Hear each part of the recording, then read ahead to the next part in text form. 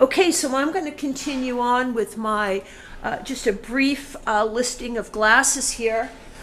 This glass is a Remy glass. This is called Baroque, clear Baroque.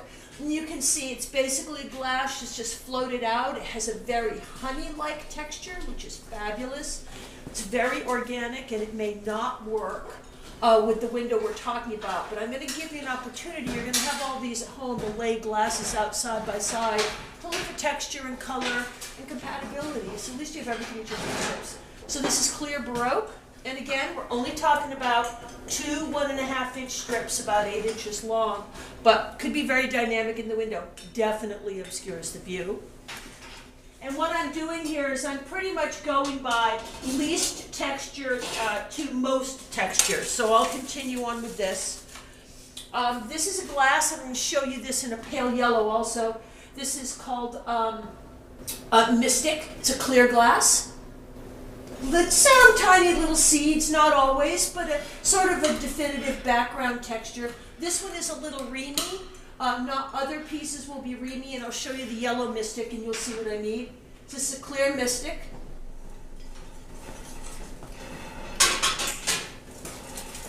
This is a clear Kokomo. Kokomo clear is very organic, has a little bit of an underlying texture. Sometimes it's Remy, sometimes it has seeds. It's a very organic glass, but that might be an interesting glass to use.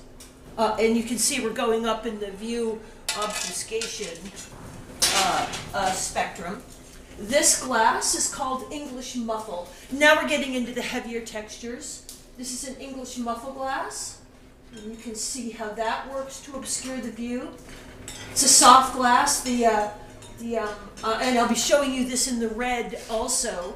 It has ovals. This is beautiful little ovals. It's a great glass. And the last glass I'm going to show you is a very organic, and this is called Glue Chip. You'll have this sample to scope it out. Some people say it looks like Jack Frost. Some people say it looks like ferns. It has a little bit of frosting to it, so it has a white value. And you'll see what this looks like. And again, to compare, any glass that you look at, please remember that the shiny surface is the front. A texture is always on the back. And then another glass I want to show you, because I had mentioned it and drawn it in on the drawings, is this is also Mystic. This is a very pale yellow glass. I'm going to show you an arts and crafts window that I did, similar to the one I showed you before.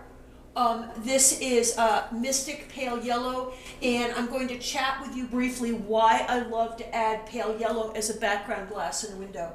So this is a straw color, which you had mentioned. I thought that was funny. It's exactly what it's called, is straw. So there's the Mystic. Okay, the next thing I'm going to show you is the window with the pale yellow, and we'll move on from here.